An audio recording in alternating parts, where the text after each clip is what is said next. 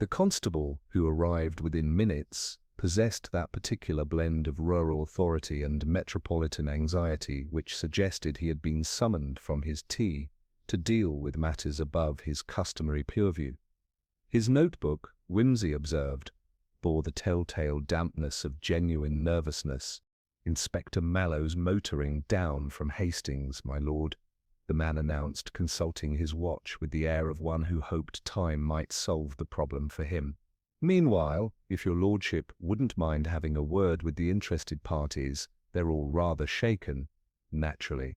"Naturally," agreed Whimsy. "Death has that disconcerting effect on the living. Where shall we begin this chorus of innocence?" The constable led them to a cramped office behind the exhibition, where the scent of old ledgers mingled uneasily with the lingering phenol from the displays. 3 individuals occupied the available chairs with the studied composure of people who had suddenly discovered themselves in a play for which they had not learned their lines. Mrs. Carraway, the alderman's widow, sat with the rigid dignity of one who had spent 40 years perfecting the art of public grief. She was a small, precise woman, with steel-grey hair, arranged in waves that suggested they had been disciplined by force rather than persuasion. Her black gloves were already in evidence, though Whimsy noted they bore a faint purple smudge on the right forefinger. "Such a dreadful accident," she murmured, dabbing at eyes that remained remarkably dry. "Harold was always so particular about his health. Constitutional walks every morning at precisely 7:30, back by 8:15 for breakfast." He said the sea air cleared his thoughts for the day's municipal duties. "Indeed?" Whimsy settled himself against the desk with the languid grace of a cat selecting the choicest cushion. "And this morning's constitutional, did it follow the usual pattern?" "Oh, yes, invariably." Harold was most methodical about routine. She paused, then added with a slight tremor, "Though I confess I had been rather worried lately. He seemed preoccupied, even troubled, ever since he began his inspections of the pier facilities."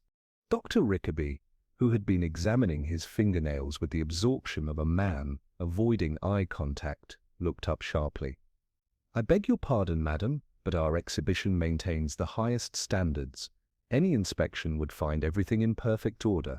"Of course, Doctor," Mrs. Carraway replied, though her tone suggested she found such protestations slightly vulgar. "I merely meant that Harold had been receiving some rather unpleasant correspondence lately. Anonymous letters, I'm afraid." Whimsy's pale eyes sharpened with interest. Anonymous correspondence?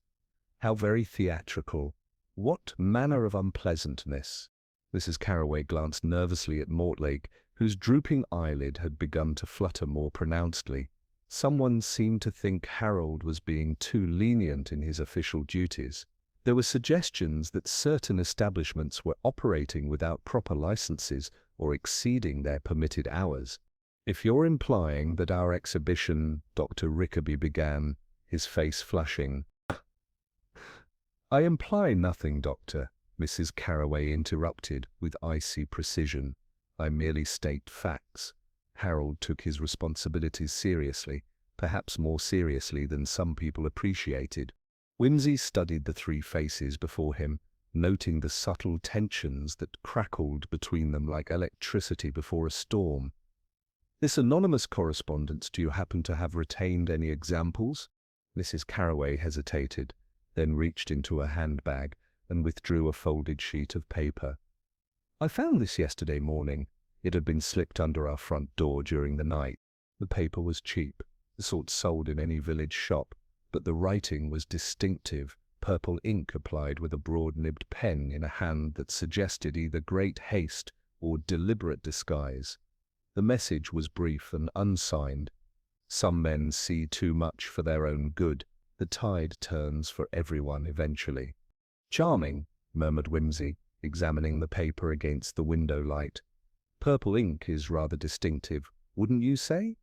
And the paper," he held it delicately to his hose, "faint scent of lavender water. Either our anonymous correspondent has refined sensibilities or wishes us to think so."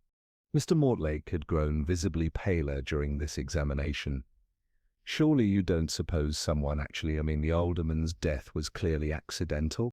Accidental deaths, observed Whimsy, returning the letter to Mrs. Carraway, have a distressing tendency to occur at the most inconvenient moments. Tell me, what was the alderman's particular interest in your exhibition? Did he seem satisfied with his observations? Dr. Rickaby cleared his throat uncomfortably. Quite satisfied, I believed, though there was one rather curious incident yesterday afternoon. He arrived during our 3 o'clock presentation and seemed particularly interested in the timing of our mechanical displays, asked whether our recorded heart sounds were properly synchronized with the visual effects. And were they? Naturally. Scientific accuracy demands precision in all details. Precision, Whimsy repeated thoughtfully. Yes, rather crucial in matters of life and death, wouldn't you say? And the alderman's questions, did they suggest any particular concern? Mrs. Carraway shifted uncomfortably. Harold had mentioned something about irregularities in the pier's operating schedule. He seemed to think certain attractions were running presentations outside their licensed hours. Mortlake's hands clenched slightly. We operate strictly within our permitted times. The alderman was welcome to verify our compliance at any hour. Indeed, said Whimsy mildly, and yet he chose to verify it at the most inopportune moment possible, the precise instant of his own demise. One might call it a remarkable coincidence, one we're inclined toward charitable interpretations.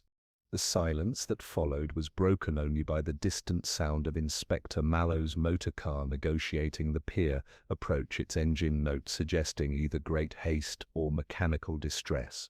Inspector Mallow arrived with the measured tread of a man who had learned that haste and accuracy were seldom compatible companions. He was compact and methodical, possessed of a carefully trimmed moustache that seemed to anchor his authority, and the sort of steady grey eyes that missed little and forgave less. Lord Peter, he said, removing his hat with deliberate precision, I might have expected to find you wherever there's an interesting corpse, though I'm told this one's more misadventure than mystery. Misadventures, replied Whimsy, have such untidy edges, rather like badly folded maps. One suspects someone hasn't quite grasped the proper coordinates. Mallow's expression suggested familiarity with Whimsy's conversational peculiarities.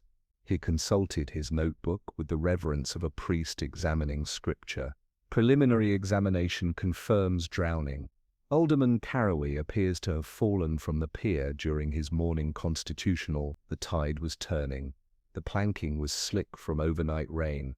Indeed, and yet our late alderman was, by all accounts, a creature of most regular habits.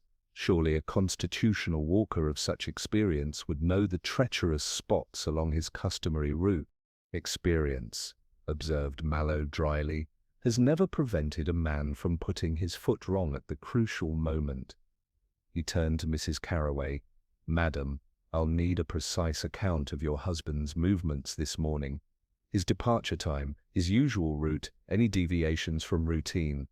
Mrs. Carraway dabbed at her eyes with a handkerchief that bore, Whimsy noted, the same faint purple smudge as her gloves.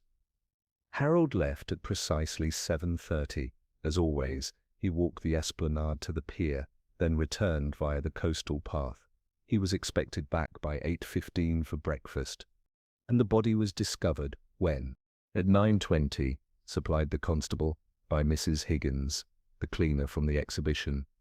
She was taking her morning break, saw something floating near the pier supports. Whimsy's eyebrows rose with interest. Mrs. Higgins, the same Mrs. Higgins who maintains the Anatomy Park exhibits? Dr. Rickaby shifted uncomfortably. She cleans for several establishments along the pier. Very reliable woman.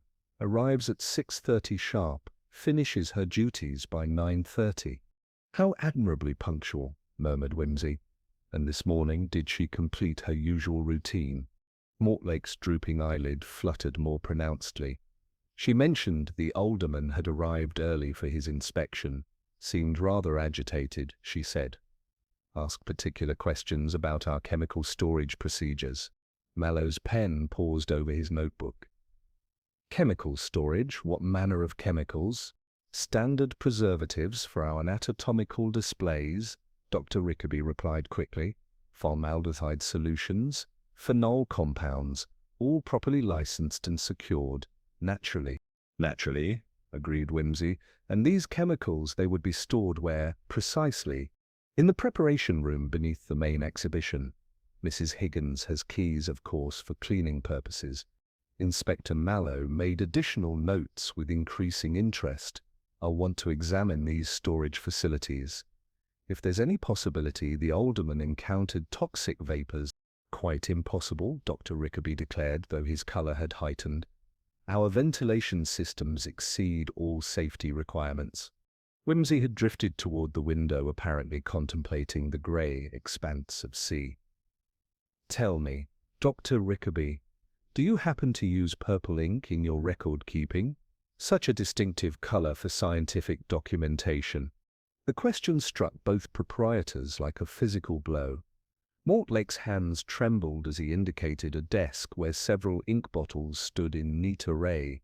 Among them, prominently displayed, was a bottle of purple ink, identical to that used in the anonymous correspondence. We use various colors for different categories of documentation, Mortlake said weakly. Purple for special observations. Special observations, mused Whimsy. How methodical. And Mrs. Higgins, would she have access to your writing materials during her cleaning duties? She dusts everything, Dr. Rickaby admitted reluctantly. The desk, the bottles, all surfaces. Mallow had been studying the anonymous letter with renewed attention. Lavender, water, he muttered.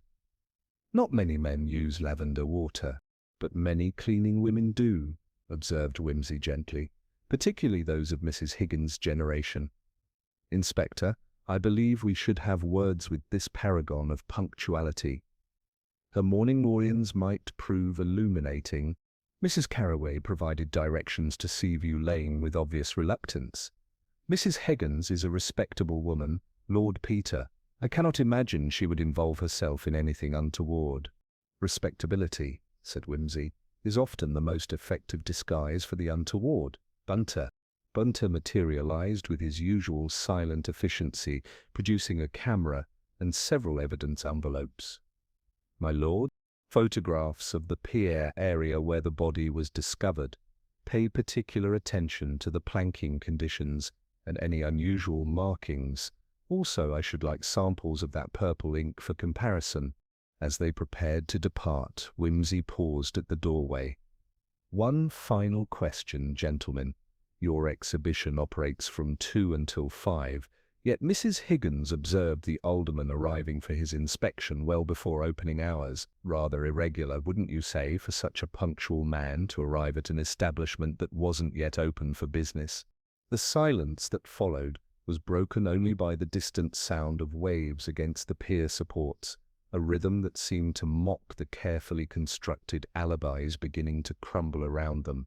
We occasionally accommodate special requests, Dr. Rickaby said finally. Official inspections, educational visits. Indeed, said Whimsy. How very accommodating. Inspector, shall we visit Mrs. Higgins? I suspect her morning observations may cast quite a different light on our alderman's final constitutional. Mrs. Higgins' cottage stood in Seaview Lane, with the determined respectability of a woman who had known better days but refused to acknowledge their passing. Lace curtains gleamed at windows that reflected not the sea but the brick wall of a more prosperous neighbor, and the small garden bore geraniums that bloomed with defiant cheerfulness despite the salt air's constant assault. The woman who answered Mallow's knock possessed that particular combination of sharp observation and diplomatic discretion that marked the truly professional domestic servant. Her grey hair was pinned with military precision, her black dress bore not a wrinkle, and her hands, scrubbed pink from honest labor, clutched a tea towel with the unconscious authority of someone accustomed to maintaining order in chaos. Inspector Mallow, she said, stepping aside with practiced efficiency. And Lord Peter, I saw you gentlemen on the pier earlier. Terrible business about poor Mr. Carraway. Though I must say he'd been acting most peculiar these past weeks. She led them into a parlor that gleamed with the devotion of someone who regarded dust as a personal enemy. The air carried the faint, familiar scent of lavender water. Precisely as Whimsy had expected, he settled into a chair that protested gently under his weight, noting the small collection of municipal regulation pamphlets arranged with suspicious neatness on the mantelpiece. "Now then, Mrs. Higgins," Mallow began, producing his notebook with ceremonial gravity. "We understand you discovered the alderman's body this morning. Could you walk us through your routine, from all of us to that unfortunate moment?" "Certainly, Inspector. I arrived at the exhibition at 6:30. As always, straight to the main hall first. Dust the display cases, polish the brass fittings, sweep the floors, then into the office to tidy the gentlemen's papers. I always save the preparation room for last, you understand, being rather pungent with those chemicals." She poured tea from a pot that had seen better decades but maintained its dignity. "This morning, though, things weren't quite as usual.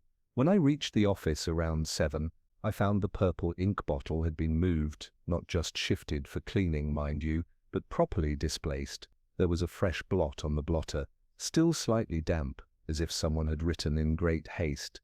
Whimsy accepted his cup with the reverence due to excellent domestic tea. "You handle that particular ink bottle regularly?" "Every morning, my lord, just to dust beneath it, you understand. Today, I noticed my cleaning cloth picked up the scent. Lavender water from my own little habit of freshening things. Must have feather from my hands to whatever had been written." "And the alderman himself?" Mallow prompted. "Arrived just before 8, which gave me quite a start. Usually so punctual for his constitutional, but there he was, deep in conversation with Mr. Mortlake by the main displays, sounded agitated. The alderman did something about irregular timing and unauthorized demonstrations." Mrs. Higgins paused, her composure wavering slightly. "That's when I heard the mechanical heart start up, the big display in the central hall. Most unusual, as they never run the machinery before opening hours. Creates such a racket, you see, with all that thumping and whirring." "Could you hear their conversation over this noise?" Whimsy inquired. "Bits and pieces, my lord. The alderman was asking why the display was running so early. Seemed to think it quite improper. Mr. Mortlake mumbled something about testing the mechanisms, but the alderman wasn't satisfied. He kept saying it was peculiar timing for peculiar business." "What happened next?" "They moved toward the preparation room, the one with the chemical storage. That's when things went quiet. You see, the room's lined with thick red felt for insulation. Dampens sound, something remarkable. You'd fire a cannon in there and barely hear it in the main hall." Mallow's pencil scratched urgently. "You heard nothing from the preparation room?" "Not a sound, Inspector, but I did notice something odd about 20 minutes later. The little Louvre window by the chemical tanks was standing open. I'd closed it earlier during my cleaning, as the catch rattles something dreadful in the wind. Someone had opened it again. And the timing of all this?" Mrs. Higgins consulted a small watch pinned to her apron. "By my timepiece, which I keep accurate by the wireless, it was 8 o'clock when they entered the preparation room, but the pier clock was showing 1/4 past. It's never kept proper time, always running slow or fast compared to St. Hilda's bell tower." Whimsy had risen and was examining the municipal pamphlets on the mantelpiece with apparent casualness. "Fascinating reading material, Mrs. Higgins." "Professional interest?" She flushed slightly. "My nephew works for the county health department, my lord. Sometimes asks my observations about local establishments. Says I notice things others miss." "Indeed? And what observations might you have made regarding recent irregularities at the anatomy part?" "Well, my lord, I've noticed the exhibition running demonstrations well outside licensed hours. Strange mechanical sounds at night, lights burning when they should be dark, and lately there's been talk in the village about honest letters, accusations of improper licenses and safety violations. Written in purple ink, perhaps." "That's what folks say, my lord. though I couldn't say who might be responsible for such things. Mallow closed his notebook with the satisfaction of a man whose accident had acquired distinctly criminal dimensions. Mrs. Higgins, when you discovered the alderman's body, was anyone else about? Mr. Mortlake appeared almost immediately. Inspector said he'd heard my cries and come running, but I must say he arrived remarkably quickly for someone claiming to have been inside the exhibition building. How quickly? Within moments, Inspector, almost as if he'd been watching from nearby. As they prepared to leave, Whimsy paused at the threshold. One final question, if you please. This morning's mechanical heart display, did it continue running after the alderman and Mr. Mortlake entered the preparation room? Mrs. Higgins nodded reluctantly. For another quarter-hour at least, my lord. Regular as clockwork, that thumping, quite loud enough to cover any other sounds that might have occurred. Quite loud enough indeed, murmured Whimsy. Thank you, Mrs. Higgins. Your observations have been most illuminating. Walking back toward the pier, Mallow shook his head with the bewilderment of a man whose simple drowning had transformed into something considerably more sinister. Timing discrepancies, mechanical noise, chemical storage, and a witness who arrived suspiciously quickly, he muttered. What exactly was happening in that preparation room?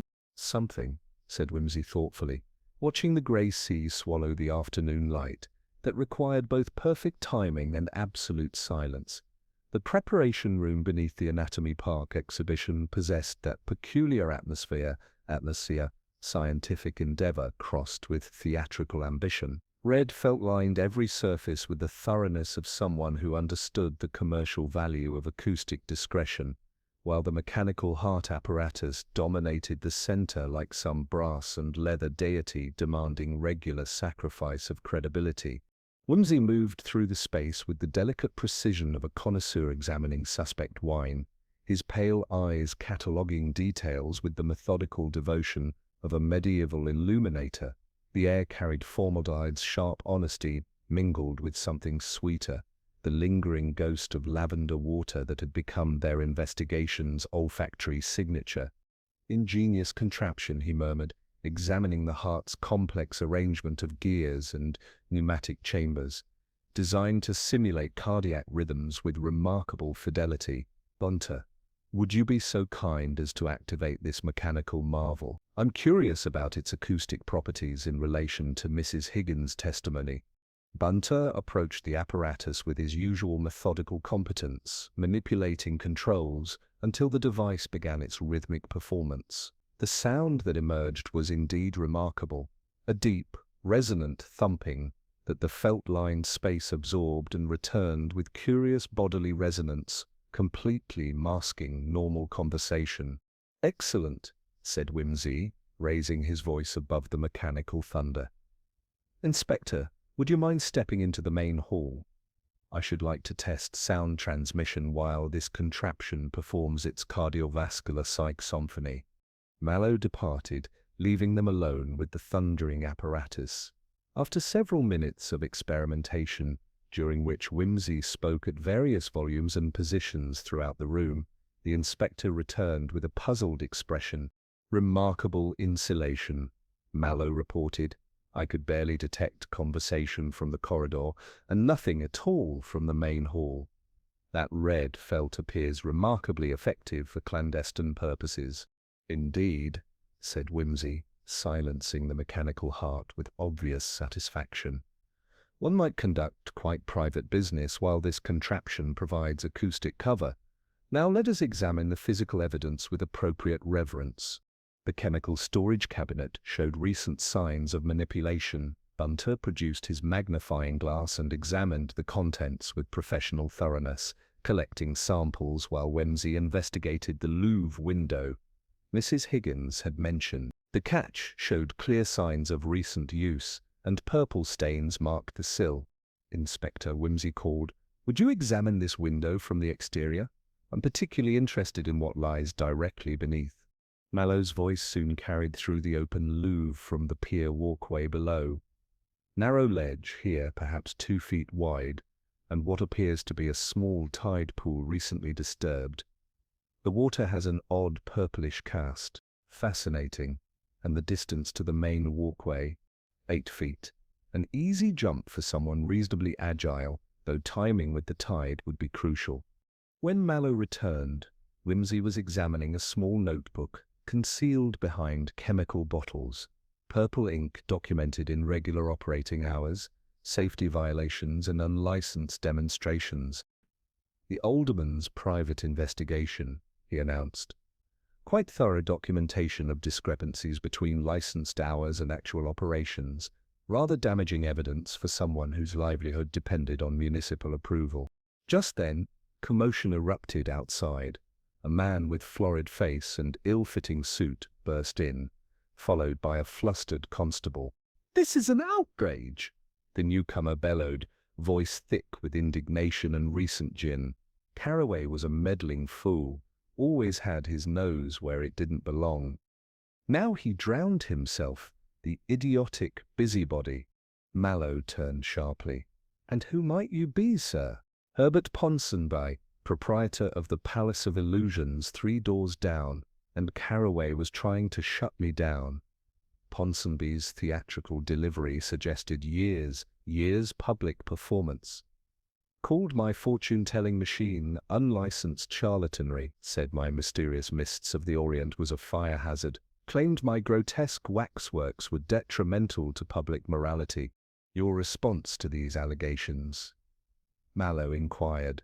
"I told him precisely what I thought of his bureaucratic interference.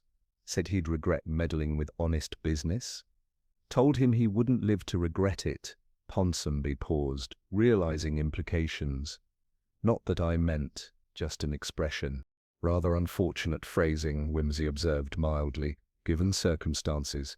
Ponsonby's tale unfolded with startling clarity. 3 official warnings this month. Takings down 20%, bankruptcy, looming by Christmas, clear motive, public quarrel, explicit threat. "Where were you this morning between 7:30 and 9:30? Mallow demanded. "At home, nursing a severe headache. My landlady, Mrs. Gable, brought tea around 8. She'll vouch for me." Whimsy had discovered a wooden sign advertising Ponsonby's establishment, examining faint purple ink impressions on the reverse. "Interesting thumbprint," he murmured. "Rather large one." Mallow was already moving. "Dr. Rickaby, Mr. Mortlake, remain available. Mr. Ponsonby, you're coming to the station for questioning." This accident looks less accidental by the minute. As Ponsonby was led away protesting loudly, Whimsy watched with barely perceptible smile. Police always preferred simple villains, but simplicity was often merely camouflage for intricate deceptions. The purple ink, timing discrepancies, soundproofing, they lingered like discordant notes in otherwise harmonious composition. "Inspector," he said quietly, "obvious guilt often obscures subtle culpability. Mr. Ponsonby may prove our red herring rather than our salmon." The grey light deepened around them as they secured the scene, leaving questions that demanded more sophisticated answers than theatrical threats and convenient alibis could provide. While Mallow departed with his theatrical prisoner, Whimsy lingered on the pier with the contemplative air of a man who found obvious solutions insufficiently entertaining. The grey afternoon had settled into that peculiar English melancholy that suggested rain without delivering it, and the waves tapped against the pier supports with the persistence of a creditor demanding satisfaction. "Bunter," he said, examining the mechanical heart through the preparation room's open doorway, "what strikes you as particularly convenient about Mr. Ponsonby's timely appearance?" "His theatrical confession, my lord. Rather too perfectly crafted for spontaneous guilt, almost as if rehearsed for public consumption." "Precisely. Desperation may drive men to murder, but it rarely drives them to such artful self-incrimination." Whimsy turned toward the harbour office, where a weathered sign "Ossis, accurate tidal information since 1847. Let us consult the sea's timekeeper. If our alderman was indeed murdered, the tide would have been his killer's most reliable accomplice. The harbour master, Mr. Peel, possessed that combination of nautical precision and bureaucratic thoroughness that made him invaluable to both fishermen and policemen. His ledger, worn smooth by decades of careful entries, contained the thrifatal poetry of tidal prediction. "Tide turned at 8:47 this morning," he announced, tapping a neat column of figures. "Slack water for perhaps 10 minutes, then steady set southwestward. Height at the pier's lower windows would have been 4'9" at 8 o'clock, rising to 5'3" at the turn. And the current pattern? Anything entering the water near the pier's seaward side would drift toward the bathing stairs within 30 minutes. That's where the body was found, you say. Fits the pattern perfectly. Whimsy studied the calculations with the reverence due to maritime mathematics. So at 8 o'clock, our preparation room window sits some 6 feet above the water. By 9:20, the tide has obligingly carried its burden to precisely where Mrs. Higgins would discover it during her scheduled break. Rather too convenient for coincidence. Bunter had been examining the samples collected earlier, producing results with his characteristic efficiency. "The purple ink, my lord, proves most illuminating. I've traced the supply to Chappell and Fry, stationers. The exhibition maintains a standing account for Registar's Violet in half-pint quantities. But there's a second account, smaller monthly orders of the identical ink." "Indeed. And the second customer?" "Mrs. Harold Carroway, my lord." Whimsy's eyebrows rose with genuine interest. "The widow maintains her own supply of purple ink? How very practical. We must pay our respects to this paragon of stationery management." They found Mrs. Carroway in her drawing room, surrounded by the aggressive respectability of antimacassars and moral furniture. Her composure had improved since their morning interview, though her handkerchief still bore those telltale purple smudges. "Mrs. Carroway," Whimsy began with courteous precision, "we've discovered that you maintain a regular account for purple ink. Might one inquire about its intended purpose?" She stiffened slightly. "For my parish work, naturally. I keep minutes for the Women's Benevolent Association. The vicar's wife believes purple more legible for elderly eyes. Commendable attention to geriatric optics. And the anonymous correspondence you showed us earlier, might you have retained the envelope?" "Destroyed in distress," she replied, though her tone suggested careful rehearsal. "I am not accustomed to preserving insults to my late husband's character." Whimsy's smile carried the gentle menace of a cat contemplating cream. "Of course, though one wonders whether the insult was authored by an enemy or copied by a concerned wife seeking to warn her husband of threats." The silence that followed was broken only by the distant sound of waves and Mrs. Carroway's increasingly labored breathing. Finally, she spoke with the careful precision of someone walking across thin ice. "Last Tuesday, Mr. Mortlake called here. He was deferential, unusually so. He requested that Harold postpone further inspections until after the tourist season. Spoke of livelihoods and reputations. When he departed, I discovered someone had used my writing desk. There were impressions on the blotter, as if a note had been written and torn away. And the anonymous letter arrived when, the following morning, slipped beneath our door during the night." Whimsy exchanged glances with Bunter, who had been examining the writing desk with professional interest. The blotter showed faint impressions that matched the anonymous message perfectly, while the purple ink bottle bore fingerprints on surfaces that should have been pristine. "Mrs. Carroway," Whimsy said gently, "did your husband suspect that the exhibition was operating beyond its licensed hours?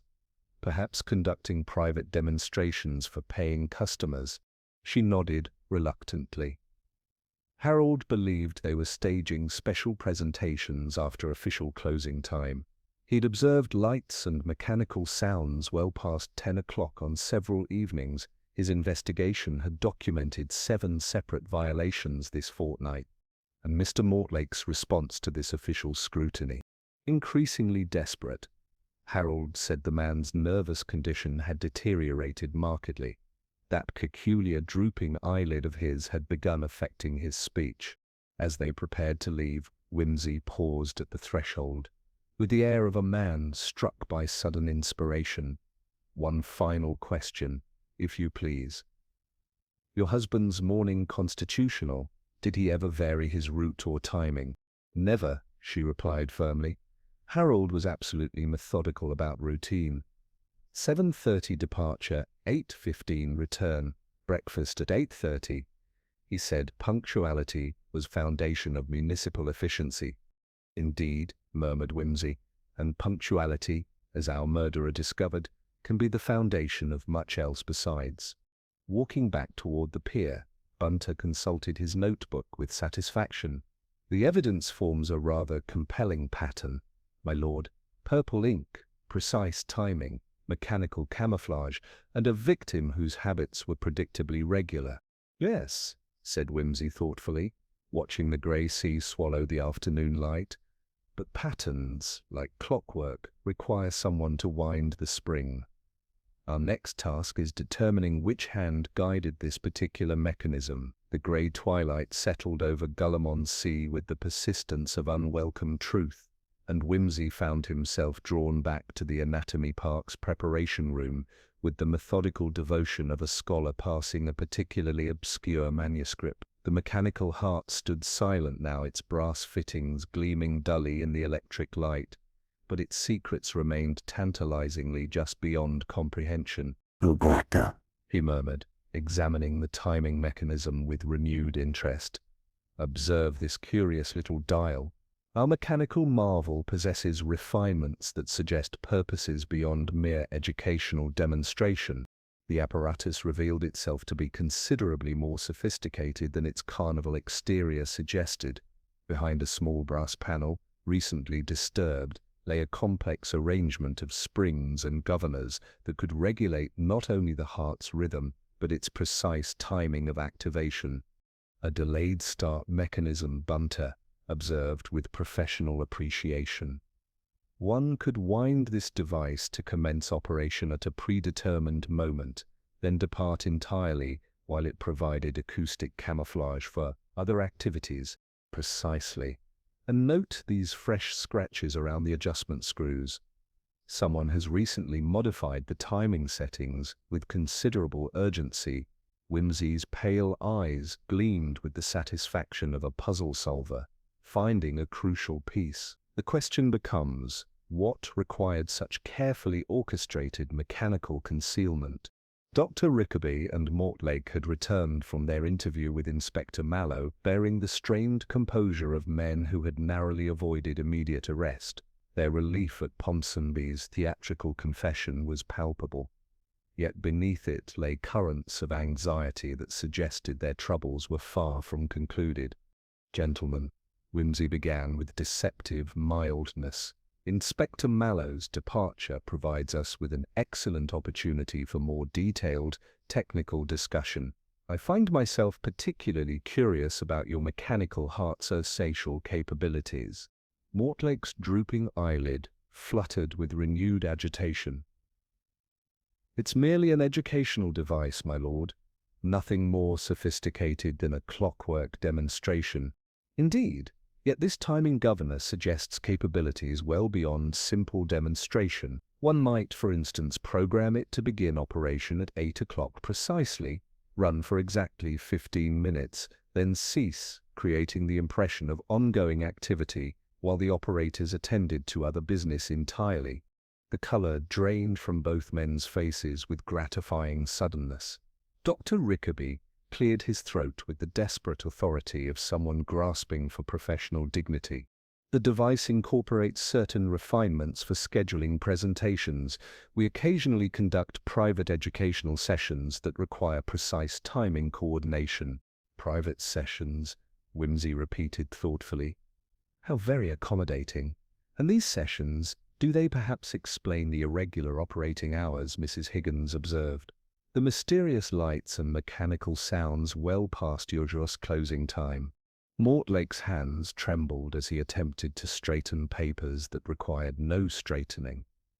We sometimes accommodate special groups, educational societies, medical students.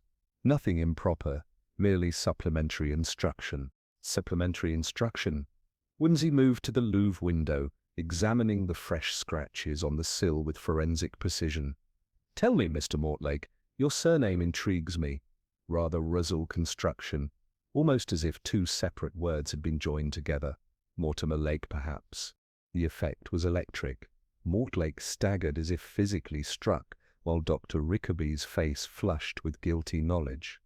I don't know what you mean, Mortlake whispered, but his protest carried no conviction. Brighton, Whimsy continued conversationally, had a most unfortunate incident some years ago. A mechanical stage device, an overeager municipal official, and a craftsman whose carelessness resulted in zechery. The inquest found negligence against one M. Lake, mechanic. Curious how names can be reconstructed for fresh starts. Bunter had been examining the chemical storage cabinet with his characteristic thoroughness, producing samples and documentation with silent efficiency. My lord, these formaldehyde concentrations appear remarkably high for simple preservation, and there are additional compounds here, chloroform derivatives, morphine solutions, that seem excessive for standard anatomical displays. Excessive indeed, agreed Whimsy, unless, of course, one's anatomical displays required subjects to remain cooperative during preparation. The silence that followed was broken only by the distant sound of waves and Mortlake's increasingly labored breathing. Dr. Rickaby made one final attempt at professional authority. Lord Peter, I must protest these implications. We operate a legitimate scientific exhibition. Legitimate? Whimsy's eyebrows rose with elegant skepticism. Even when your legitimate operations include forged timing logs, mechanical devices programmed for deception, and chemical preparations that could render a man nonsense within minutes. He turned to face them directly, his manner shifting from casual inquiry to focused interrogation. The alderman arrived at 8 o'clock for his inspection. Your mechanical heart was programmed to begin its thunderous performance at precisely that moment, masking all sound from this preparation room for exactly 15 minutes. During that interval, someone applied chemical compounds to render him unconscious, then positioned him at the open Louvre window where the rising tide would carry his body to precisely where Mrs. Higgins would discover it during her scheduled break. Mortlake collapsed into a chair, his face grey with defeat. It wasn't supposed to be murder, he whispered. Just unconsciousness, long enough to search his notes, destroy the evidence of our irregularities. But chemical calculations, observed Whimsy gently, require precision that desperate men seldom possess. Too much morphine, insufficient consideration for the victim's constitution, and unconsciousness becomes something considerably more permanent. Dr. Rickaby's professional composure finally cracked entirely. Carraway was destroying us. His investigation would have revealed everything. The unlicensed operations, the private demonstrations, the special preparations we provided for clients with particular requirements. Special preparations, Whimsy repeated, for clients who required subjects to remain still during anatomical study, living subjects perhaps, who might otherwise prove uncooperative.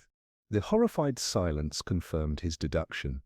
The Anatomy Park's true business was considerably darker than educational entertainment. It served as a laboratory for techniques that transformed living subjects into anatomical specimens through chemical subjugation. The alderman discovered your methodology, Whimsy continued. Perhaps he observed one of your private demonstrations during his evening inspections. A man of his moral rigidity would never permit such activities to continue. He threatened to expose everything, Mortlake said dully. Not just the licensing violations, but the entire operation.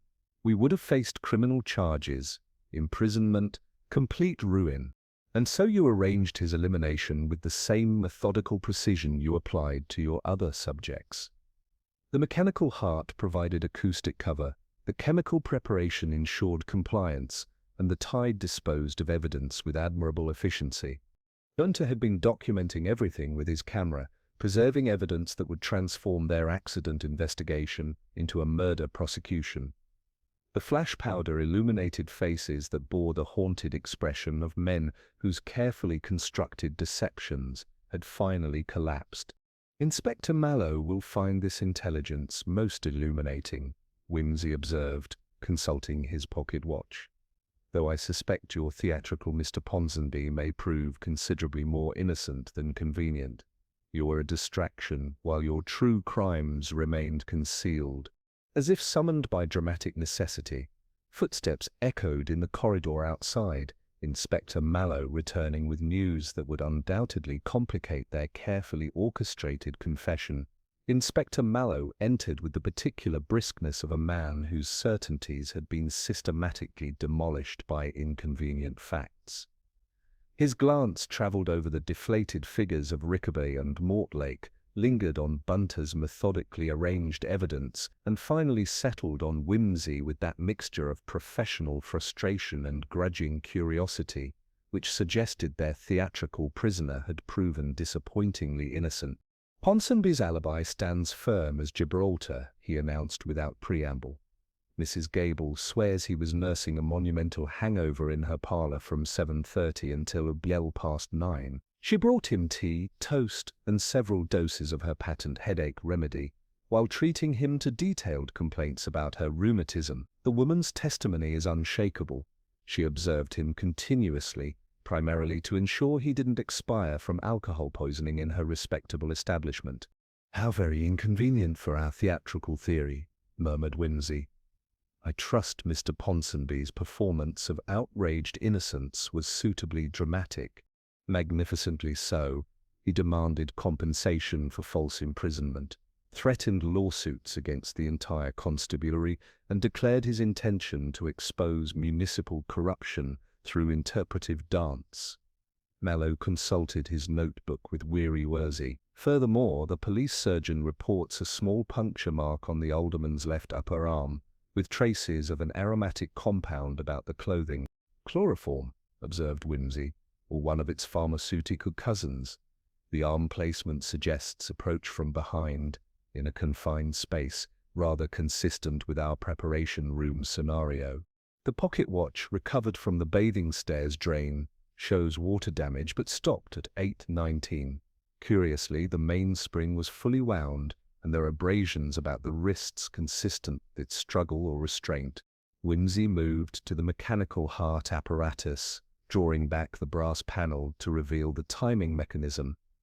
"Inspector, observe this delightful toy, a delayed action device, recently adjusted. Note the fresh scratches around the governor screws where nervous hands with imperfect tools have modified the settings. Set to commence at 8 o'clock by the Pier's chronically inaccurate timepiece." Mallow examined the mechanism with growing comprehension. If this contraption began at 8 by the Pier clock, that would be 7:53 by proper Greenwich time. "Precisely, which provides our conspirators with 7 crucial minutes to conduct their business before the appointed victim arrives for what he believes to be an 8 o'clock inspection." Whimsy produced the exhibition's operations book with a flourish. "Now, gentlemen, a small lesson in palimpsest detection." He placed thin paper over the final entries and, with Bunter's pencil laid sideways, coaxed up ghostly impressions of writing that had been altered. 8:15 demonstration, heart and lungs, subsequently changed to 8:35, and here 7:55 test run cancelled and overwritten. "We frequently corrected administrative errors," Dr. Rickaby protested weakly. "Indeed," agreed Whimsy. "But paper remembers first thoughts more faithfully than revised intentions." At that moment, Mrs. Higgins appeared in the doorway with the self-possession of a churchwarden bearing crucial intelligence. "Found this beneath the preparation room table, my lords," she announced, producing a folded cloth. "Looks like it's been used for wiping purposes. Purple stains and red felt fibers, with a bit of grit as from the outer window ledge." Bunter received the evidence with appropriate reverence, examining it through his magnifying glass. "Fiber matches the room's insulation, my lord. The purple corresponds to Registar's violet ink, and there's salt crystallization consistent with sea spray exposure." "Thank you, Mrs. Higgins," said Whimsy. Your parish should commission a stained glass window in your honor, though it would probably scandalize the vicar's aesthetic sensibilities. She permitted herself the ghost of a smile. Some folk fancy grand gestures. My lord, I prefer clean surfaces and honest evidence. Mallow turned his attention to the increasingly pale proprietors with the steadiness of a man whose patience had reached its constitutional limits. Gentlemen, you possessed motive, opportunity, and mechanical apparatus designed to conceal criminal activity. The evidence suggests you lured Carraway here under false pretenses, rendered him unconscious with chemical agents, and disposed of his body through that window. We never lured him, Mortlake whispered, his drooping eyelid now affecting his entire facial composure. He sent a note demanding immediate access for safety inspection. Said there were urgent questions about local storage that couldn't wait for normal hours. This note, inquired Whimsy with the innocence of a curate discussing flower arrangements, might we examine it? Mortlake produced a folded sheet bearing the now familiar purple ink. The message was characteristically officious.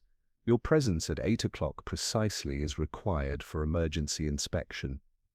Questions of public safety brooked no delay. It concluded with a pompous observation about tides waiting for no man. Whimsy held the paper to the light with scholarly precision. Curious penmanship, this broad-nibbed schoolroom Roman hand differs markedly from the cramped municipal italic we observed in Carraway's personal notebook. Inspector, do you notice the distinctive formation of that capital T? We've encountered this particular flourish previously, on the anonymous letter Mrs. Carraway showed us. Mallow realized his expression sharpening with new understanding. Indeed, someone with access to her writing materials has been conducting a correspondence course in deception, crafting both threats and summons with equal facility. Whimsy's pale eyes gleamed with the satisfaction of a puzzle solver, finding the crucial connecting piece. The question becomes, whose hand guided this particular pen? The silence that followed was broken only by the distant sound of waves against pier supports, and the increasingly labored breathing of men whose carefully constructed alibis were dissolving like morning mist. In the gathering dusk, the mechanical heart stood silent, its brass fittings gleaming with the cold promise of secrets yet to be fully revealed. Inspector, Whimsy said quietly, I believe our investigation requires expansion beyond this felted chamber. Someone orchestrated these events with intimate knowledge of timing, habits, and human nature. Our anatomists may have provided the method, but the true architect of this crime remains tantalizingly just beyond our current grasp. The evening had deepened around Gulliman Sea with that particular quality of coastal melancholy that transforms ordinary seaside establishments into something altogether more sinister. Whimsy stood contemplating the mechanical heart's silent brass fittings, his mind pursuing connections with the methodical persistence of a scholar deciphering a particularly obscure palimpsest. Inspector, he said, without turning from his examination, before we proceed further with accusations against our anatomists, perhaps we should verify the provenance of our correspondence collection. Miss Pem at the telephone exchange maintains records that might illuminate the choreography of this morning's events. The exchange occupied a narrow building that smelled of electricity and other people's secrets. Miss Pym, the chief operator, possessed that combination of professional discretion and insatiable curiosity that made her invaluable to both subscribers and investigators. Her logbook lay open, with the reverence due to sacred text. Calls this morning between 7 and 9, she announced, consulting entries made in her precise hand. 7:05, Carraway residence to the Pier Exchange, connected to Anatomy Park. Duration 8 seconds, 7:51. Return call from the exhibition to Carraway residence, 22 seconds. The voices, Miss Pem, Whimsy inquired with the delicacy of a confessor. Mrs. Carraway is crisp, like starched linen. The 7:05 caller asked if 8 sharp suits our arrangement. Different gentleman at 7:51. Nervous type said everything's prepared, bring the documentation. Two conversations, murmured Whimsy. A conspiracy requiring coordination. He consulted his pocket watch with theatrical precision, and both calls originated from the Carraway telephone, rather curious for a woman claiming complete ignorance of her husband's morning appointment. Back at the preparation room, Bunter had discovered additional evidence with his characteristic thoroughness. Behind the chemical cabinet lay a woman's glove, black silk, size 6, bearing the distinctive purple stain that had become their investigation's signature. Dropped during hasty departure, my lord. The leather shows recent saltwater exposure, and there are traces of formaldehyde about the fingertips. Inspector Mallow examined the glove with growing comprehension. Mrs. Carraway was present during the actual crime, not merely the architect, but an active participant. Indeed, agreed Whimsy, and her participation suggests motives considerably more pressing than simple social embarrassment. Bunter, your examination of the alderman's private papers, did you discover anything regarding his wife's financial arrangements? Most illuminating, my lord. The alderman had been investigating discrepancies in several local charitable accounts, including the Women's Benevolent Association. His notes suggest unauthorized withdrawals totaling nearly £200 over 6 months. Embezzlement, Mallow said grimly. That provides genuine motive for murder. They found Mrs. Carraway in her drawing room, arranging flowers with the mechanical precision of someone whose nerves required constant occupation. Her composure wavered visibly when she observed their grim expressions and Bunter's evidence collection. Mrs. Carraway, Whimsy began with deceptive gentleness, we've discovered that you placed 2 telephone calls to the exhibition this morning, coordinating your husband's final appointment. Rather inconsistent with your claims of complete surprise regarding his death. Her hands trembled as she continued arranging chrysanthemums. I merely confirmed his appointment. Harold was so particular about punctuality. You also, continued Mallow, producing the recovered glove, lost this during your visit to the preparation room. The chemical traces suggest you were present during the actual administration of the fatal dose. Mrs. Carraway's carefully maintained facade finally cracked. It wasn't supposed to be fatal, she cried, abandoning the flowers. Just enough sedative to render him unconscious while I searched his investigation notes. Harold had discovered my administrative irregularities with the parish funds. The Benevolent Association accounts, Whimsy observed. £200 diverted to your personal use over 6 months. Rather substantial embezzlement for someone of your social standing. Harold's municipal salary was insufficient for maintaining our position, she whispered. The parish work, the social obligations, the charitable expectations, they required resources we simply didn't possess. I only borrowed what was necessary to preserve our reputation, and when your husband's investigation threatened exposure, he would have prosecuted his own wife for 6pence, she said bitterly. Harold's righteousness recognized no personal loyalties. He would have destroyed our family name to satisfy his obsession with municipal loyalty. Mallow had been taking notes with grim efficiency. So you forged the anonymous threats to frighten him, then authored the official summons that lured him to his death. I enlisted Mortlake's assistance, convincing him that Harold posed a genuine threat to their livelihood. They agreed to detain him temporarily while I destroyed his evidence.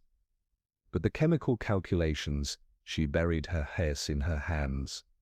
I never intended murder. The morphine dose was supposed to be harmless.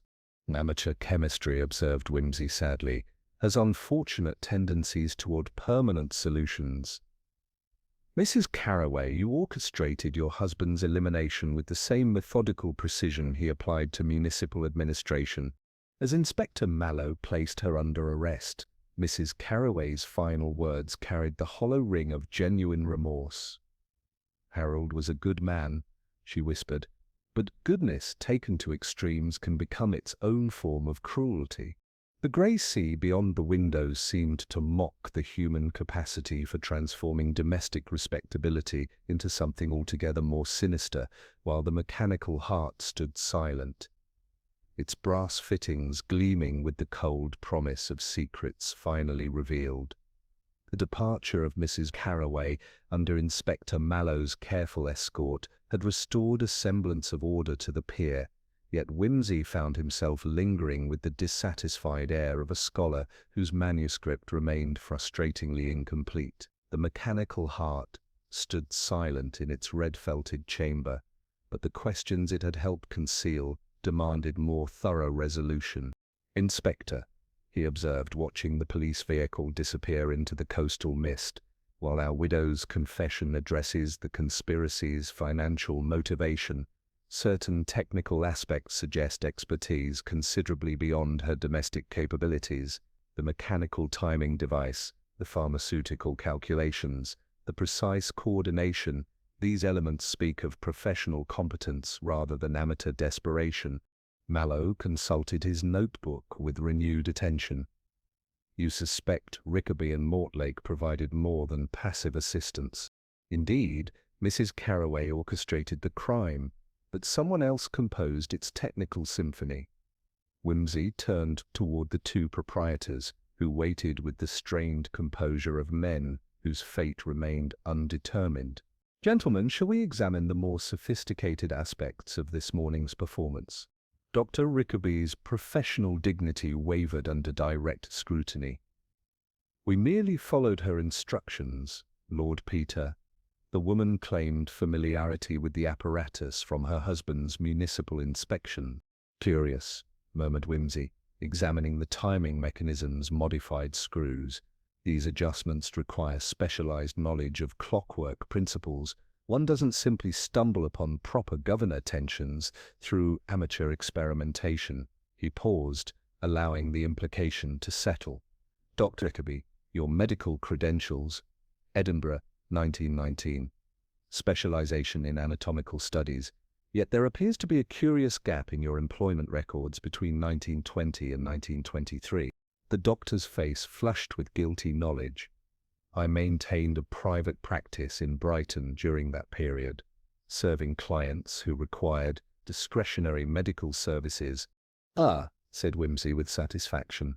"Discretionary services involving chemical preparations for rendering subjects compliant during uncomfortable procedures. The sort of practice that might encounter difficulties with municipal inspectors and mechanical stage devices." The effect was electric. Both men recoiled as if physically struck, their carefully maintained facade crumbling under methodical scrutiny.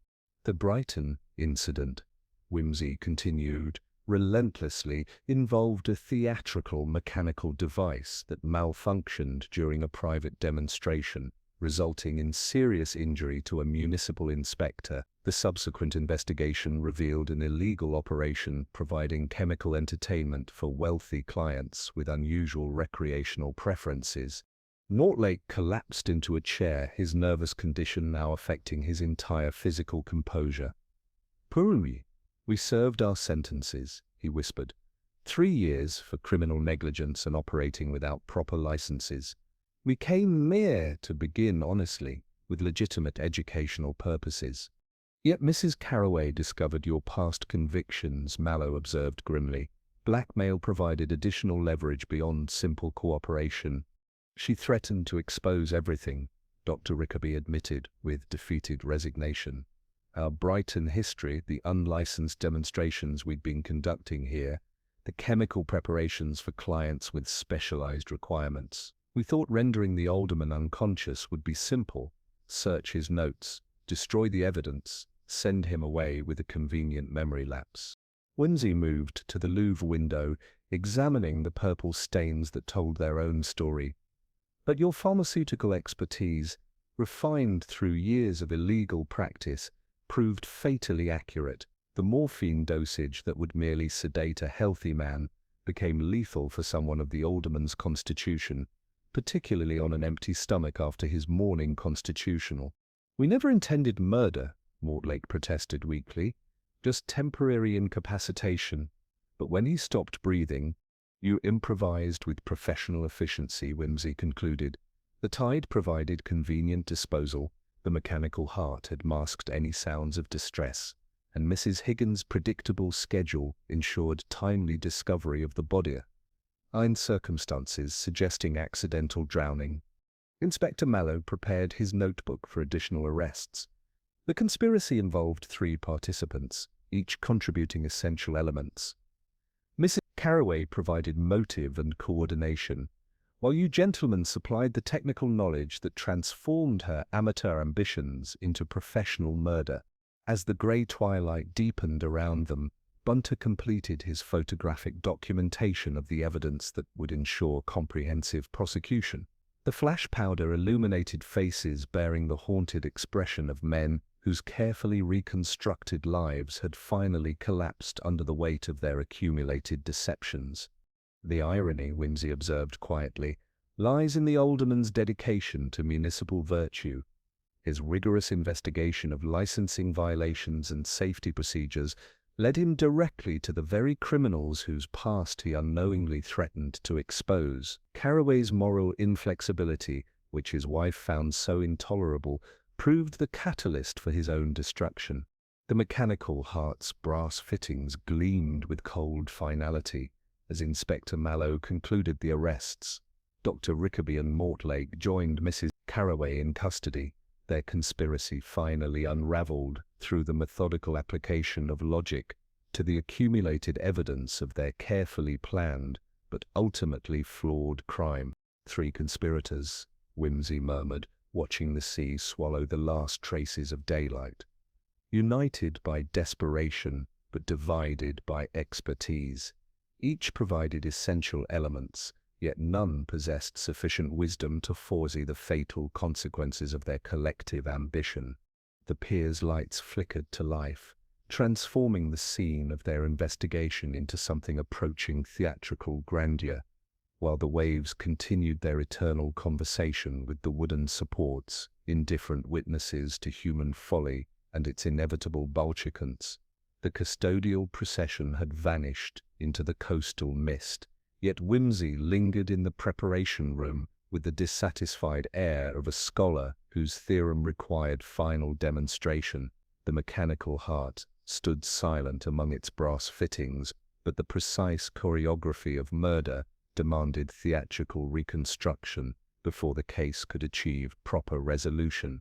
"Inspector," he announced, "before we consign this apparatus to evidence storage, perhaps we should verify our deductions through practical demonstration.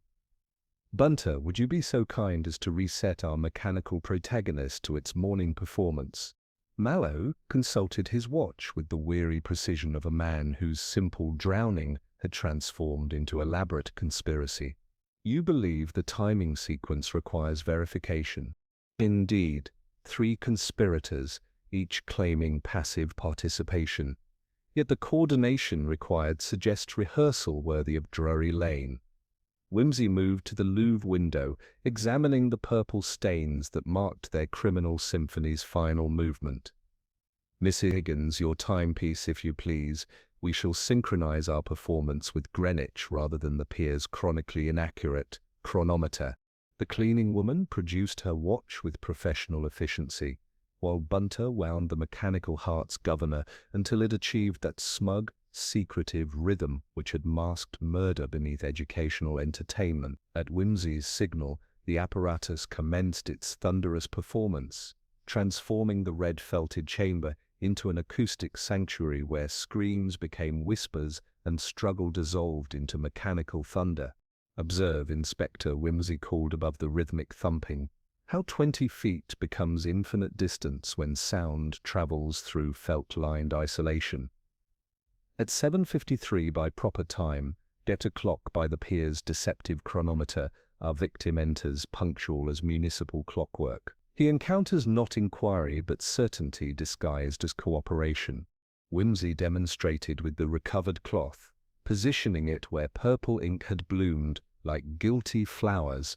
The sedative administration occurs under medical pretext, perhaps fatigue from chemical vapors or a precautionary measure during inspection. The puncture mark on his left arm corresponds precisely to this posture, while the sleeve's crushed nap confirms physical restraint. The mechanical heart continued its deceptive performance, each thunderous beat masking the sounds of struggle that had accompanied the alderman's final moments. Whimsy indicated the timing mechanism's modified settings, the Louvre window's strategic positioning, the tide tables that had transformed murder into apparent accident. Chemical expertise provided by Dr. Rickaby, mechanical precision supplied by Mortlake, coordination orchestrated by Mrs. Carraway, each contributor believing they were facilitating temporary unconsciousness rather than permanent elimination.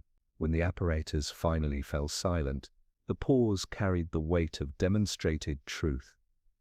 15 minutes of acoustic camouflage during which the alderman's constitutional punctuality became the instrument of his destruction. Mallow examined his notebook with grim satisfaction. The watch stopped at 8:19. The tide calculations match perfectly, and the chemical traces confirm your reconstruction. 3 conspirators, united by desperation, but divided by expertise. Indeed, agreed Whimsy, silencing the mechanical heart with theatrical finality. Mrs. Carraway orchestrated the conspiracy to protect her embezzlement from exposure, while Rickaby and Mortlake provided technical knowledge to prevent their unlicensed operations from facing municipal scrutiny.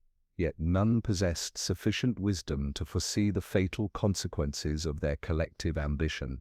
As they secured the evidence and prepared to depart, Whimsy paused at the threshold with characteristic philosophical reflection. The alderman's tragedy lies not merely in his death, but in the corruption of virtue that his inflexible righteousness provoked. 3 individuals, driven by fear rather than malice, transformed municipal investigation into elaborate murder through the simple expedient of combining their separate desperation. The pier's electric lights flickered against the gathering darkness, transforming their crime scene into something approaching theatrical grandeur. Waves continued their eternal conversation with the wooden supports, indifferent witnesses to human folly and its inevitable consequences. Bunter, Whimsy observed, watching the grey sea swallow the last traces of daylight, we have witnessed the peculiar alchemy by which ordinary human weakness, properly catalyzed by circumstance, transforms Dorstick's respectability into something altogether more sinister. The alderman's dedication to duty, which his conspirators found so threatening, proved to be the very quality that made his elimination both necessary and tragic. Walking back along the esplanade, Mallow shook his head with the bewilderment of a man whose understanding of human nature had been systematically challenged. 4 people, each believing they were preventing injustice while collectively committing the ultimate injustice. Precisely, murmured Whimsy, the wages of sin, as St. Paul observes, though in this instance the currency proved to be mechanical hearts and purple ink rather than silver pieces. They're more modern, yet equally effective for purposes of betrayal.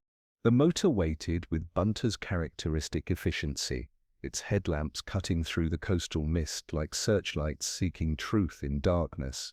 As they departed, Gullem-on-Sea, Whimsy settled into contemplative silence, reflecting upon the curious mathematics of conspiracy, how individual weaknesses properly combined could achieve results that none of the participants had intended or desired. To London, Bunter, he said finally. I find myself in need of simpler mysteries, where guilt and innocence maintain more clearly defined boundaries, and mechanical hearts confine themselves to matters of circulation rather than concealment. The motor's steady purr through the Hampshire countryside provided agreeable counterpoint to Whimsy's reflections, yet the case's resolution carried that peculiar dissatisfaction which accompanies victories achieved through exposing human frailty rather than celebrating human ingenuity. Behind them, Gullem-on-Sea dissolved into coastal obscurity, its pier lights flickering like distant memories of mechanical hearts and purple ink conspiracies. Bunter, he observed, settling deeper into the leather upholstery, telegram from Inspector Mallow, if you please. I suspect our provincial grotesque has achieved its inevitable denouement. Bunter produced the communication with characteristic efficiency.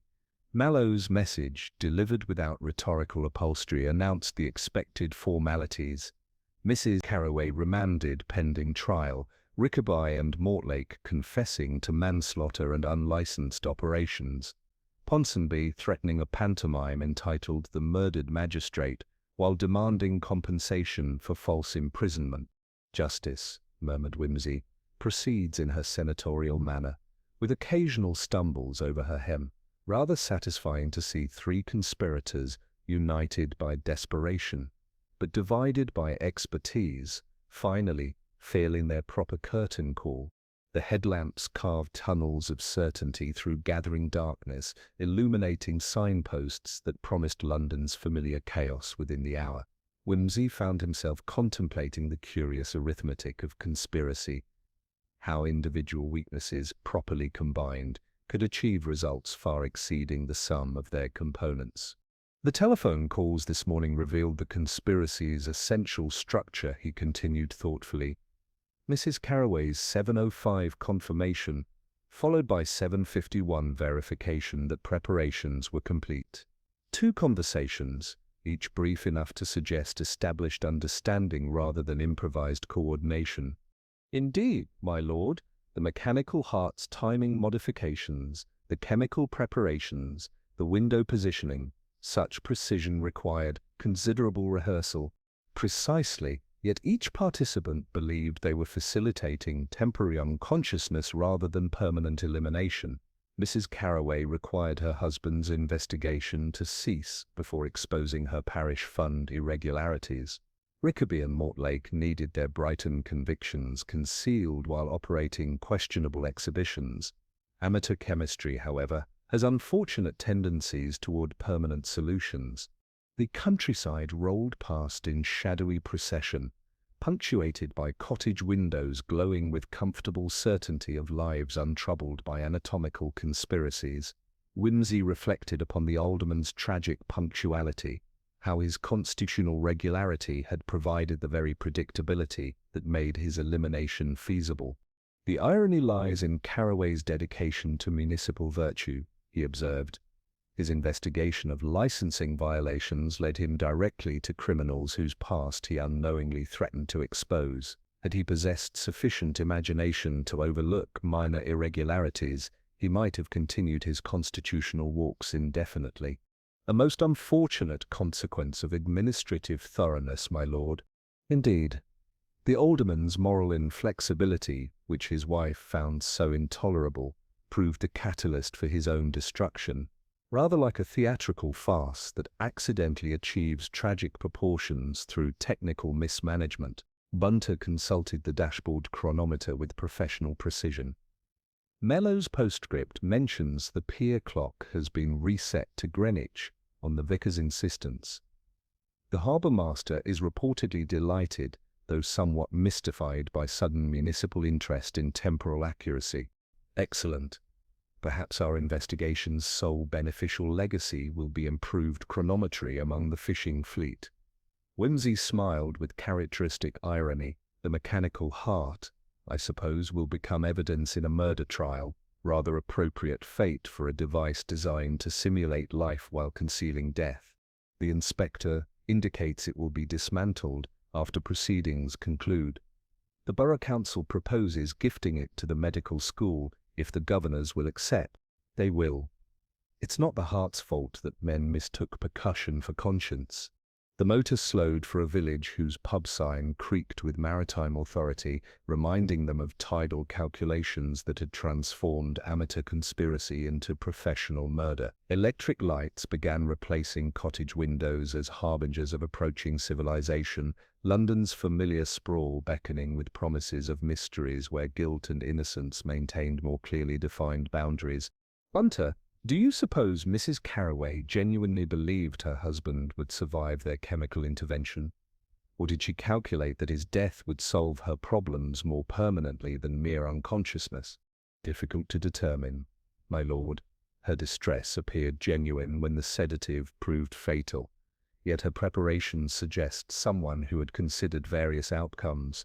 "The glove she left behind troubles me," Such carelessness seems inconsistent with otherwise methodical planning, almost as if she wished to be discovered, to transform secret guilt into public confession. As they entered London's outer reaches, Whimsy reflected upon the case's essential lesson: how ordinary human weakness, properly catalyzed by circumstance, could transform domestic respectability into elaborate murder. The alderman's death had resulted not from sophisticated criminal planning, but from convergence of three separate deceptions, each modest until combined by desperation. "To Piccadilly, Bunter," he said finally. "I find myself craving simpler diversions, perhaps brandy that hasn't masked pharmaceutical calculations, or conversation that doesn't require deciphering purple ink correspondence." "Very good, my lord. I've already telephoned ahead to ensure proper refreshments await." "Excellent. After all, what purpose does unmasking villainy serve if one cannot subsequently enjoy a decent biscuit?" The familiar streets welcomed them with comfortable chaos, where mechanical hearts confined themselves to matters of circulation rather than concealment, and mysteries maintained proper proportions befitting civilized society. The familiar embrace of Piccadilly welcomed them with that particular blend of electric illumination and metropolitan sophistication which suggested civilization had successfully triumphed over provincial grotesquerie. Whimsy's flat received them with Bunter's characteristic efficiency: brandy properly decanted, correspondence arranged with military precision, and the fire crackling with exemplary domesticity. "Ah," sighed Whimsy, settling into his favorite chair with the satisfaction of a scholar returning from particularly trying field research. "How agreeable to encounter mysteries that confine themselves to crossword puzzles rather than thoughtical hearts thundering with deception." Rain had begun its discreet, industrious conversation with the windows, and London, being professional about weather, accepted the matter without melodrama. The lamps along Piccadilly drew halos like modest saints, transforming the evening into something approaching civilized comfort. Parker appeared with that uncanny timing which suggested he had developed supernatural awareness of properly decanted brandy. He settled into the opposing chair with the grave satisfaction of a man who had earned his fatigue honestly. "Well, Peter," he observed, "your seaside automata have achieved remarkable complexity for what began as simple drowning." "Indeed, Charles, three conspirators, united by desperation, but divided by expertise, each believing they were preventing injustice while collectively committing the ultimate injustice." Whimsy warmed his hands on the glass, watching Rain discover the sill with patient curiosity, rather like a theatrical farce that accidentally achieves tragic proportions through technical mismanagement. Parker produced an envelope whose official sobriety had suffered the Rain's modest attentions. "Mallow's final report. Mrs. Carroway remanded pending trial. Rickaby and Mortlake confessing to manslaughter and unlicensed operations. There's also the oddest codicil. Carroway's will recommends replacing the pier clock and establishing a public fund for accurate timekeeping. He calls it the heart of civic honesty." "How perfectly appropriate," murmured Whimsy. The man sought conscience in brass and pendulum, while his conspirators preferred purple ink and chemical lullabies. Winter reappeared with tea service that bore Mrs. Higgins' distinctive blend, accompanied by scones that wore their butter with moral restraint.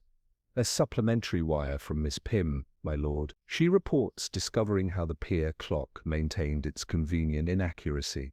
Someone wedged the escapement months ago with a sliver of purple card, creating precisely the 7-minute lag that made their timing coordination possible." "Excellent detective work from our telephonic confessor," said Whimsy with satisfaction. The conspiracy required not just chemical expertise and mechanical knowledge, but systematic preparation extending back months. Mrs. Carroway's planning was considerably more methodical than her final desperation suggested. Parker consulted his notebook with professional precision. "The embezzlement charges will proceed regardless of the murder trial's outcome. £200 from parish funds over 6 months. Substantial theft for someone of her social standing." The wages of respectability, observed Whimsy thoughtfully. She mistook appearances for salvation, imagining that maintaining proper social position justified any necessary deception. When people put their souls into lavender sachets, they imagine themselves cleaned. The fire settled with intimate satisfaction, while Rain persisted in its confidential conversation with the windows. Whimsy contemplated the case's essential lesson: how ordinary human weakness, properly catalyzed by circumstance, could transform domestic respectability into elaborate murder. The alderman's tragedy, he continued, lies not merely in his death, but in how his inflexible righteousness provoked the very corruption he sought to prevent. Had he possessed sufficient imagination to overlook minor irregularities, he might have continued his constitutional walks indefinitely. And the exhibition proprietors will face justice for their unlicensed operations and chemical entertainment, though their Brighton convictions suggest this was merely their latest venture in discretionary services, rather fitting that their mechanical heart, designed to simulate life while concealing death, will become evidence in a murder trial. Bunter approached with diplomatic intention. "My lord, I have arranged a modest annuity for Mrs. Higgins in recognition of services rendered to cleanliness and justice. She will accept it reluctantly and spend it scrupulously on shoes and soap." "Excellent, Bunter. Your philanthropy proves as methodical as your evidence collection." Parker rose, consulting his watch with professional resignation. "I should inform Mallow that purple ink deserves permanent suspicion in future investigations, along with any clocks not personally introduced to Greenwich." "Do," agreed Whimsy. "And remember that mechanical hearts should confine themselves to matters of circulation rather than concealment." As Parker departed into the rain-washed evening, Whimsy reflected upon the curious arithmetic of conspiracy, how individual weaknesses, properly combined, could achieve results far exceeding their components' intentions. The case had revealed not sophisticated criminal planning, but convergence of three separate deceptions, each modest until unified by desperation.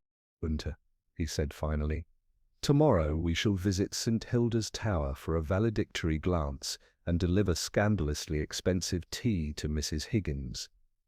After all, what purpose does unmasking villainy serve if one cannot subsequently ensure that virtue receives proper refreshment?" "Very good, my lord."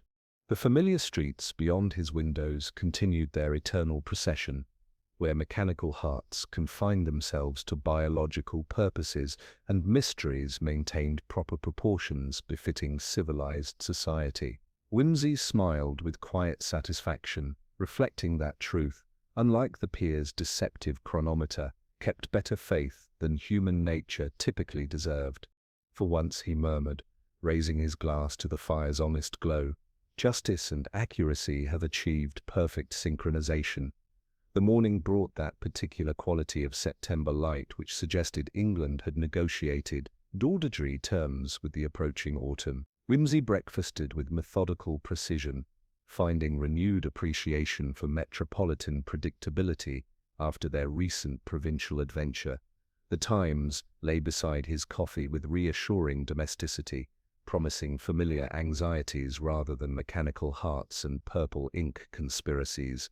"Bunter," he observed, examining correspondence that bore no trace of lavender water, "I find myself experiencing that peculiar satisfaction which follows the resolution of human folly through logical application, rather like completing a particularly challenging crossword, except the consequences extend beyond mere intellectual gratification."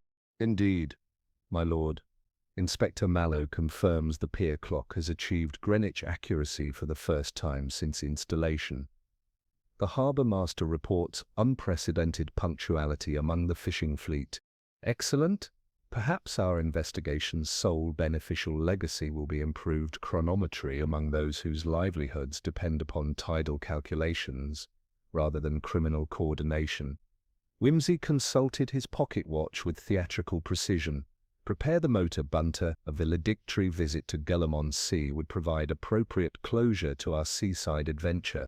The journey southward revealed countryside in its most accommodating mood, rolling past with agricultural purpose and scenic propriety. The motor purred with mechanical contentment, carrying them toward their final encounter with Systematic Deception's former headquarters. Golb greeted them with subdued dignity, its peer wearing the chastened air of an establishment that had recently discovered respectability through enforced honesty.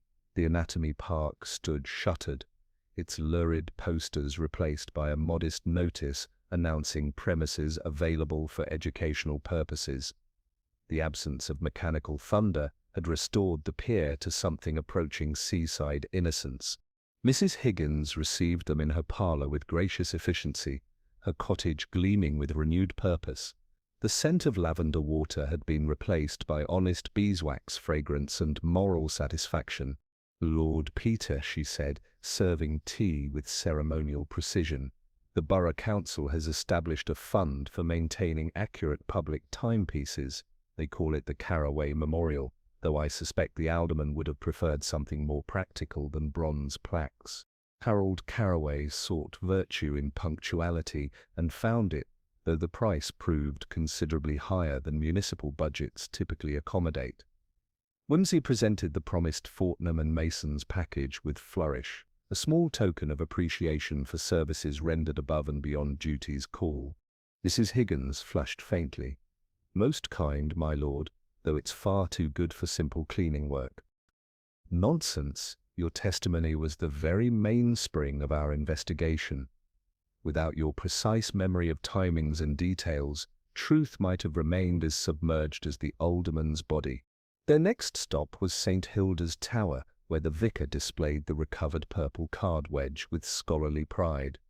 "We found the wickedest little thing holding back the escapement," he announced. "Corner of a Ladies' Benevolent Association quarterly appeal. Purple, naturally." "Purple retires from the stage, having overplayed its part," observed Whimsy. "The bell will no longer condone idleness by tardy clangor. We have restored communion with Greenwich," the vicar declared with satisfaction. "I shall preach upon exact time next Sunday. You've provided both parable and prop." At the pierhead, Mr. Peel demonstrated ledgers whose decimals marched with Guards Regiment confidence. "All square now, my lord. Turn of tide at 11:15, boats warned, and no more funny business with drifts to the bathing stairs." The promenade produced Ponsonby, chastened to respectability's point. "My lord, I've withdrawn the interpretive dance notion. The constabulary's humour proved insufficiently advanced." "Consolation lies in survival," said Whimsy. "Perhaps prudence in fireproof curtains." "Installed immediately," Ponsonby assured him. "A man may be artist without wishing to roast for it." Inspector Mallow awaited them, where the mechanical heart, shorn of deceit, looked almost innocent. Statements finalized. The Crown proceeds on murder for the widow, manslaughter for the gentleman, plus generous licensing offense, garnish. "And the apparatus's afterlife?" Medical school accepted with alacrity. They propose teaching physiology without disguising murder, modern concession to candor. May their students distinguish percussion from conscience more promptly than their elders. They walked the pier once more. The boards had dried into honesty. Even the gulls wore temperance expressions. Whimsy paused where tide had carried the alderman's body, taking the cleaned pocket watch from his coat. "Returned to the widow, to the borough. It will hang in council chambers." Stopped at the time accuracy became moral necessity, object lesson in murdered minutes. Walking back, Whimsy reflected upon the case's essential lesson.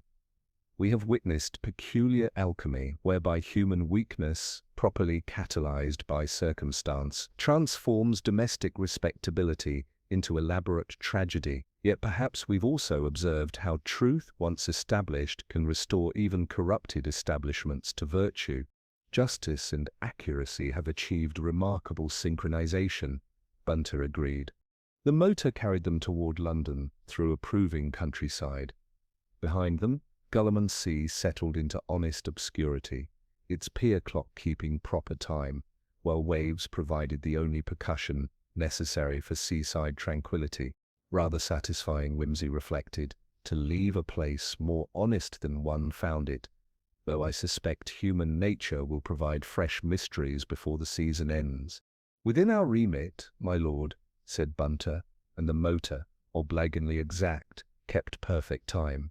The familiar embrace of London's outer reaches welcomed them with that particular blend of electric illumination and metropolitan sophistication which suggested civilization had successfully negotiated terms with provincial grotesquerie. The motor's steady purr provided agreeable counterpoint to Whimsy's reflections as countryside gave way to the comfortable chaos of suburban respectability.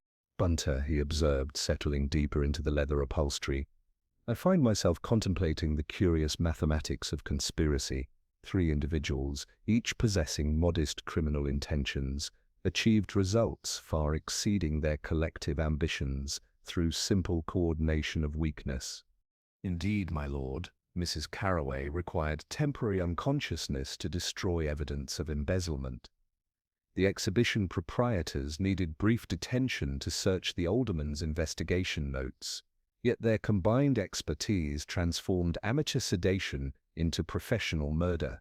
Precisely, rather like a theatrical farce that accidentally achieves tragic proportions through technical mismanagement. Whimsy consulted his pocket watch with satisfaction. The widow provided purple ink and timing coordination. Rickaby supplied pharmaceutical knowledge. Mortlake contributed mechanical precision, each believing they were facilitating harmless deception rather than elaborate homicide.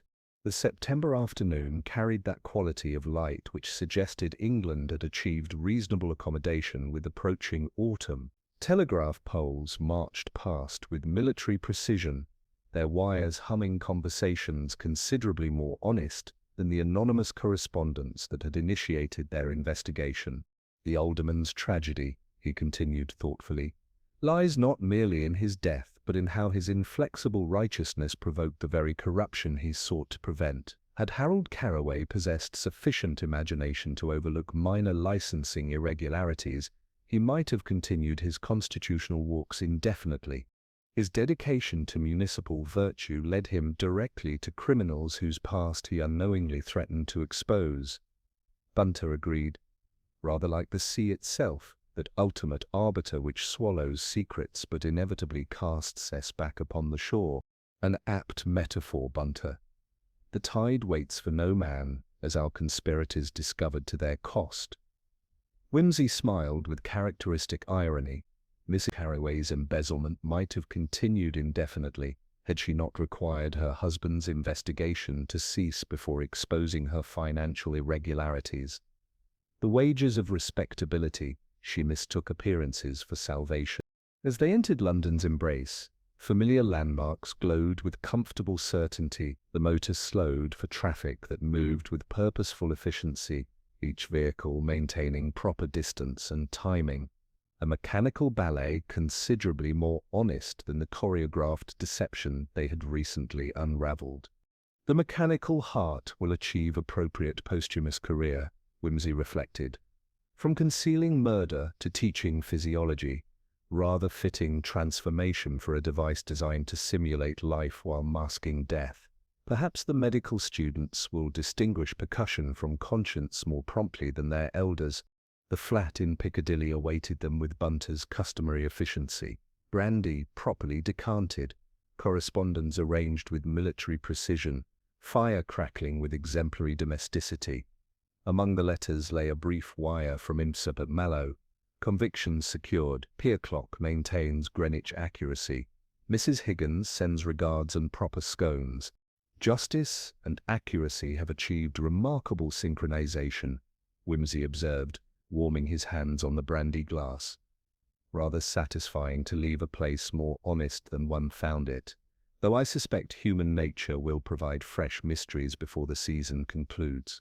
The rain had begun its discreet conversation with the windows, and London, being professional about both weather and human nature, accepted the matter without melodrama. The lamps along Piccadilly drew halos like modest saints, porting the evening into something approaching civilized comfort. The truth, Whimsy mused, watching the fire's honest flames, possesses that peculiar quality of persistence which no amount of red, felt, or mechanical thunder can permanently muffle.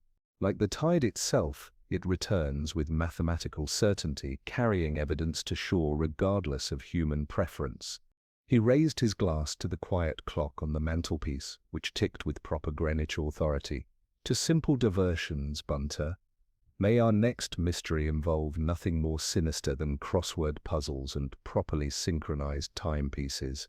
Very good, my lord, said Bunter, and the familiar streets beyond continued their eternal procession, where mechanical hearts confined themselves to biological purposes and mysteries maintained proper proportions, befitting civilized society. Outside, the grey sea at distant Golb continued its conversation with reformed peer supports, indifferent witness to human folly's resolution and virtue's modest triumph over systematic deception.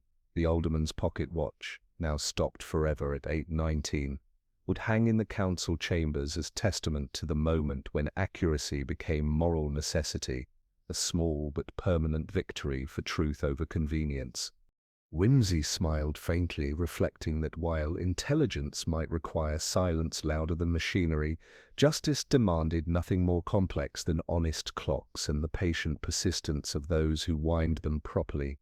After all, he murmured to the fire's glow, what purpose does unmasking villainy serve if one cannot subsequently enjoy the comfortable certainty that time itself has learned to behave? The comfortable silence of London embraced them with that particular quality of metropolitan discretion which suggested civilization had successfully digested provincial melodrama and converted it into proper legal proceedings. Within a fortnight, the machinery of justice had processed their seaside conspiracy with characteristic thoroughness, transforming purple ink and mechanical hearts into docket numbers and measured sentences. Whimsy attended the trial with the detached interest of a scholar observing the practical application of theoretical principles. Mrs. Carroway, pale but composed, received 15 years for murder in the second degree, the judge noting her cooperation and genuine remorse as mitigating factors. Dr. Rickaby and Mortlake accepted manslaughter charges with substantial fines for unlicensed operations, their Brighton convictions weighing heavily in sentencing considerations. Rather neat mathematical progression, Whimsy observed to Parker afterward. 3 conspirators, each contributing essential elements to achieve results none intended. Miss Carroway provided coordination and motive. Rickaby supplied pharmaceutical expertise. Mortlake contributed mechanical precision. Yet their combined efforts produced permanent elimination rather than temporary unconsciousness. The mechanical heart achieved appropriate posthumous rehabilitation at St. Jude's Hospital, where enthusiastic medical students now learned cardiac physiology without the distraction of concealing homicide. Whimsy attended the installation ceremony with characteristic amusement, watching the familiar brass apparatus assume educational respectability. From masking murder to illuminating medical truth, he remarked to the dean. Rather like our entire investigation, systematic deception transformed into instructive demonstration of justice persistence. The device's new plaque bore modest inscription, educational apparatus presented by the borough of Golb, by which errors of timekeeping were corrected and a crime revealed. When the demonstrator activated the mechanism, its steady rhythm filled the lecture hall with that solemn suggestion of life which had once concealed death beneath red felt insulation. Note the precision, the instructor explained to attentive students.